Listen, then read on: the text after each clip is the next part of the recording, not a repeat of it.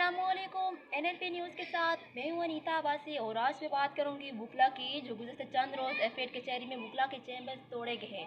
जी, supreme court ने इंतजामिया को इस्लामाबाद कचहरी में वकला चैम्बर्स गिराने से रोक दिया।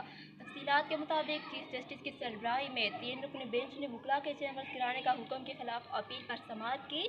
चीफ जस्टिस गुलजार अहमद ने रिमार्क्स दिए कि रूस्टन से पीछे हट जाए, सब लोग आगे क्यों आगे, क्या आपको आवाज़ नहीं आ रही? हम वकला को अच्छी तरह जानते हैं, हम भी वकील रह चुके हैं, ये काम कभी नहीं करेंगे।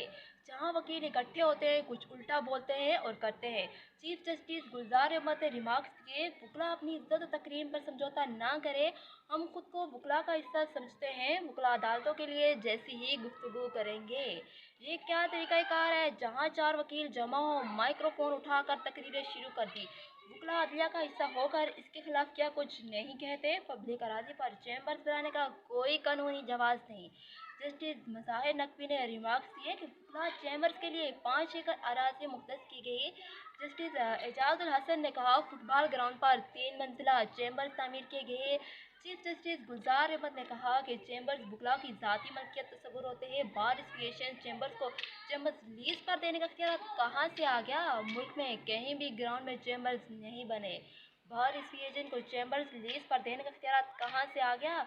मुल्क की ज़मीन पर चैम्बर्स बनाने का इख्तियार कहाँ से आ गया? मुल्क में कहीं भी ग्राउंड चैम्बर्स नहीं बने। सुप्रीम कोर्ट ने attorney general advocate general Islamabad को नोटिस जारी करते हुए आइंदा समाअत तक कार्रवाई न करने की हदायत कर दी। चीफ जस्टिस गुलजार अहमद ने कहा कि अदलिया को किसी भी किस्म के दबाव में न